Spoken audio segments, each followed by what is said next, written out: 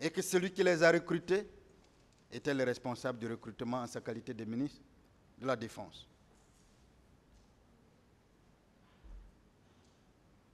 L'inconstance, ici, c'est que le président Dadis n'a jamais recruté en forêt et qui n'a pas été démontré ici, à la barre de cette audience, qu'il a été recruté en forêt, qu'il y est allé recruter en forêt. Si cela avait été fait, on lui aurait attribué tout. On aurait trouvé tous les éléments contre lui. Mais heureusement que cela n'a pas été fait. C'est pourquoi les seuls liens que l'on veut créer entre lui et Kaléa, devant l'incapacité du parquet, l'incapacité des parties civiles à le lier, c'est trouver un lien de rattachement. Ce lien-là, c'est qui? C'est Blaise Goumou. Ce lien-là, c'est qui? C'est le colonel Bienvenu Lama. Ce lien-là, c'est qui? C'est Gono Sangaré. Mais on va parler de Blaise Goumou. On va parler de Bienvenu Lama. On va parler de Gono Sangaré.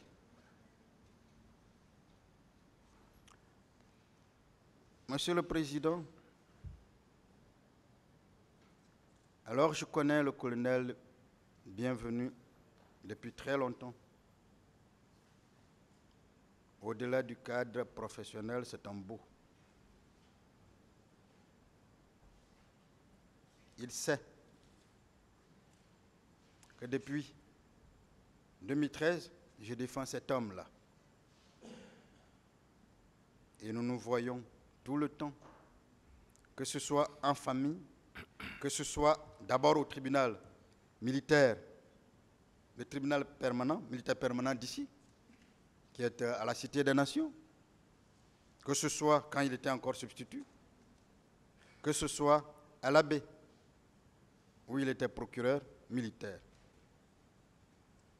Nous venons du même endroit. Si il avait connu le président Dadis, j'aurais su. Un seul jour, il m'aurait parlé. Pourquoi? Parce que c'est une affaire judiciaire qui m'a lié au président Dadis. Parce que lui, il est procureur militaire. C'est peut-être personnel. Cela n'a jamais été le cas. Deuxièmement, le colonel Blaise vous a dit, c'est un procureur militaire. On devrait quand même penser qu'il a prêté serment, à la fois en tant que militaire, mais aussi en tant que procureur militaire, et lui faire confiance. De ce point de vue,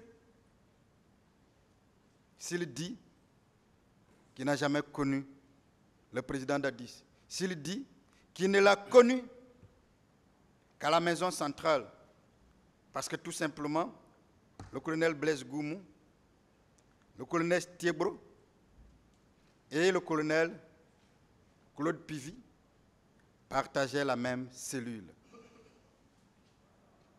C'est là qu'il l'a connu. C'est là qu'il l'a connu.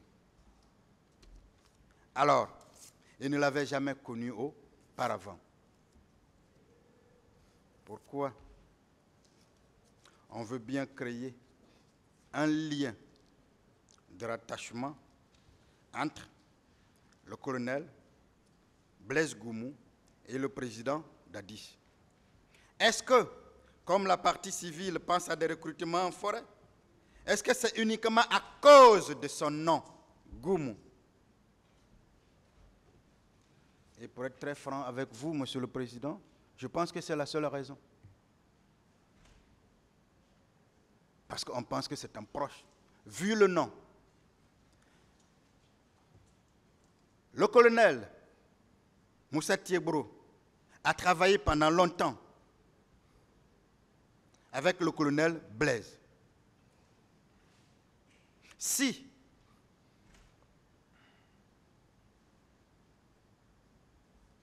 le colonel Blaise devrait être mis en rapport avec le président Moussa Dadis Camara, il l'aurait fait et il l'aurait dit ici.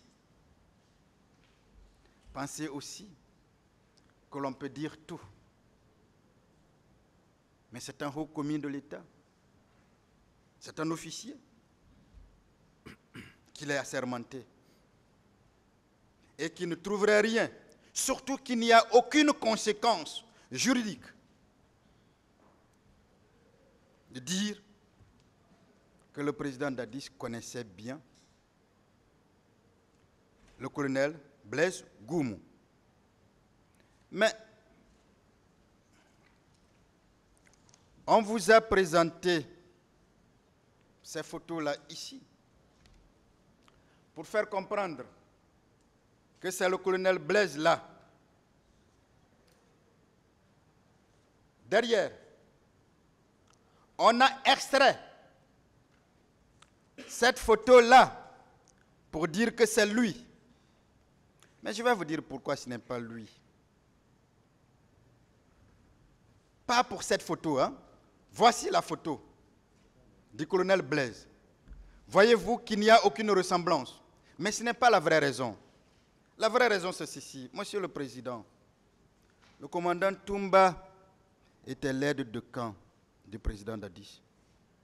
Le commandant Toumba est pratiquement celui qui connaissait les personnes autour du président Dadis pour sa garde. Il connaissait tout le monde. Que ces personnes-là soient amenées par lui ou pas, parce que son rôle premier était justement d'assurer la sécurité du président contre n'importe quelle personne, même un autre membre de la garde présidentielle. Si le président Dadis connaissait le colonel Blaise, si le colonel Blaise était un des gardes du président Dadis, le commandant Toumba l'aurait dit ici. Mais il a dit publiquement ici qu'il ne connaît pas. Il a dit publiquement ici qu'il ne connaît pas le colonel Blaise Goumou. Ça a été dit devant vous, ça a été dit devant le parquet, ça a été dit devant les partis civils, ça a été dit devant toute la défense. Mais pourquoi on veut vaille que vaille créer un lien entre le colonel Blaise et le président Dadis, juste parce qu'on veut la tête du président Dadis, juste parce qu'on veut vaille que vaille le rattacher à Kaleya. Mais est-ce que ces éléments-là, et autre élément très important, Monsieur le Président, vous savez, la justice fait peur, en fait, c'est pour ça. C'est pour ça. Ce monsieur qui est là, il s'appelle Gade. Moi-même, j'ai parlé avec lui. Moi-même, j'ai parlé avec lui. Ce monsieur qui était dans la garde du président Dadis, il est là. Ce n'est pas le colonel Blaise Goumou. Celui qui est derrière, qui prend l'arme, dont la photo a été extraite et agrandie, ce n'est pas le colonel Blaise Goumou. Pourquoi on l'a fait? On a utilisé tout simplement les nouvelles technologies de l'information pour le lier au président Dadis, non pas forcément contre lui, parce qu'on veut la tête du président Dadis pour indiquer qu'il était lié à Kaleya. Mais à propos de Kaleya, Monsieur le Président, ce document, si je ne me trompe pas, est dans le dossier. La décision numéro 107, bar et MGN bar BGRH bar 2009 portant mise à disposition de certains militaires de la gendarmerie non de service, mise à disposition, c'est signé par le chef d'escadron, il était encore chef d'escadron à l'époque, Ibrahima Baldé. Les militaires de la gendarmerie nationale, dont les prénoms et noms suivent, sont mis à la disposition du secrétariat d'État chargé des services spéciaux, de la lutte antidrogue et du grand banditisme pour des nécessités de service. Je vais vous trouver tout à l'heure le nom de Blaise Goumou. À la fin, au 15e rang, et c'est dans le dossier 15, Blaise Goumou, lieutenant à l'époque, ENG Kalea. Donc, depuis mars 2009, le colonel Blaise n'est pas à Kalea. Je rappelle que Kalea n'a pas été créé par le président Dadis, que Kalea existait déjà avant le président Dadis. Lui, il a été mis à la disposition de ce service spécial qui a été créé sur recommandation des États-Unis d'Amérique. Je l'ai dit ici, parce que la Guinée, étant devenue une plaque tournante de la drogue, il fallait trouver une unité forte qui puisse combattre les narcotrafiquants. Le département créé, il fallait donc trouver des hommes pour le meubler. Voilà comment le colonel Blaise a rejoint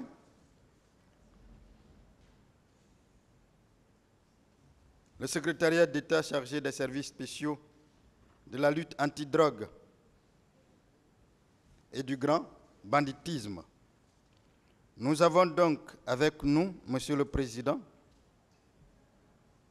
un homme qui est responsable, ou qui était responsable de la sécurité du président, qui était donc aide de camp, et qui était censé connaître ceux qui gardent le président, ceux qui sont dans les cortèges.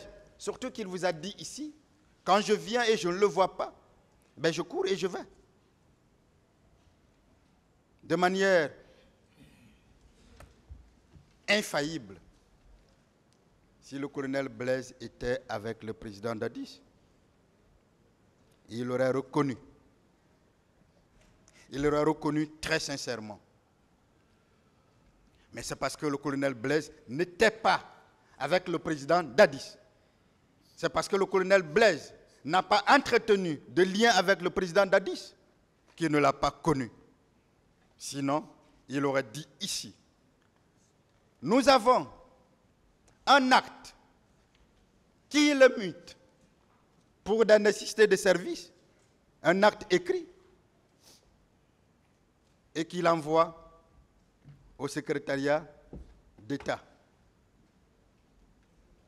Est-ce que devant ces documents-là, devant l'évidence, on peut encore, parce qu'on tient vaille que vaille, à trouver un lien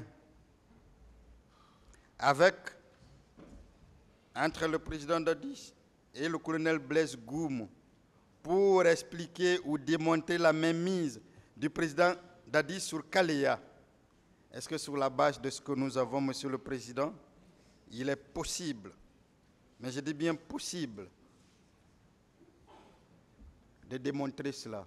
Non. On ne peut donc créer raisonnablement, logiquement, un lien entre le président Moussa Dadis Camara et le colonel Blaise pour faire supporter au président Dadis la paternité de Kalea.